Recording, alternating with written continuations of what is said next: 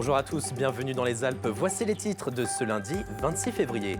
À la une, le salon de l'agriculture qui revient avec plusieurs temps forts. Parmi eux, le concours général agricole. Il récompense chaque année le savoir-faire de nos agriculteurs. On en parle dans un instant avec Virginie Cook qui a fait le déplacement rien que pour nous. Top départ du salon de l'automobile à Genève après 4 ans d'absence à cause du Covid-19. L'exposition revient pour une 100e édition avec une petite surprise, la R5 de Renault, nouvelle génération. Cette fois, elle est électrique, nous verrons cela. Focus également ce midi sur une autre exposition, celle sur Gustave Eiffel. La maison d'un célèbre ingénieur, Aristide Bergès, retrace le parcours de ce génie de la construction à Villers-Bonnot en Isère. Découverte tout à l'heure.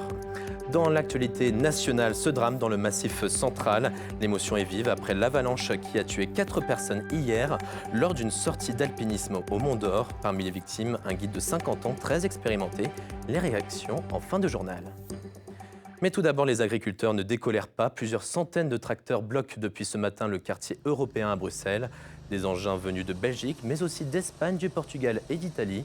Les agriculteurs se mobilisent au moment où les ministres de l'Agriculture des 27 discutent de propositions pour simplifier et assouplir la PAC. De son côté, le salon de l'agriculture bat son plein. Malgré un climat tendu, certains producteurs participent à l'événement. Un moyen de faire connaître leur travail. Et pour ça, rien de mieux que le concours général agricole. Ils décernent des médailles aux produits d'excellence. Virginie Cook, bonjour. Vous avez fait la route direction Paris. Ce concours revient pour une 132e édition. Et c'est donc un moment attendu. Oui, ici, il y a des fromages à perte de vue. Vous le voyez ici, les Mentales de Savoie. Mais il y a tous les fromages de notre région qui sont représentés. Le reblochon, la tome de Savoie, le Saint-Marcelin et j'en passe. Je ne peux pas tous les citer. Malgré les tensions qu'il y a eu samedi lors de l'ouverture du salon avec la visite d'Emmanuel Macron et le contexte global de crise agricole, ce concours est vraiment un moment très festif. Il y a plus de 1000 jurés qui sont en ce moment même en train de noter des fromages. Alors, je me trouve avec Fabienne Martin. Bonjour. Bonjour. Alors, vous êtes organisatrice, l'une des organisatrices du concours. Expliquez-nous pourquoi c'est un événement incontournable. Alors, c'est un événement annuel incontournable organisé par le ministère de l'Agriculture. Donc, on peut retrouver sur ce concours plus de 1500 produits dans toutes les régions et particulièrement dans la région Rhône-Alpes.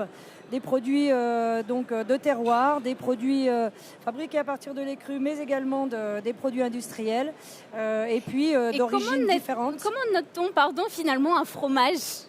Alors, on va noter un fromage à partir déjà de son aspect. On va également évaluer sa texture et puis bien sûr, on va évaluer ses arômes, son potentiel aromatique.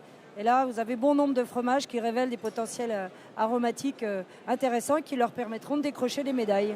Et là, dans le contexte actuel de malaise agricole, finalement, ce concours est plus important que jamais. C'est une vraie reconnaissance pour les éleveurs ? Eh bien, écoutez, je pense que dans ce contexte instable, ce concours apporte une forme de stabilité. Les filières fromagères, quand même, traversent les générations grâce au renouvellement des producteurs, des fromagers, des experts, des affineurs également.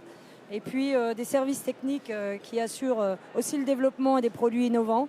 Eh bien, on peut dire que ce concours a toujours autant de succès. Alors, il a à la fois du succès au travers des produits qui sont présentés dans les différentes familles laitières, des produits au lait de vache, des produits au lait de chèvre, des produits au lait de brebis, et puis également vis-à-vis des dégustateurs, puisqu'aujourd'hui, nous avons accueilli plus de 700 dégustateurs, professionnels, consommateurs et jeunes, et refusé un bon nombre de jeunes intéressés aussi par les produits laitiers. Eh bien, merci beaucoup Fabienne Martin d'avoir été avec nous.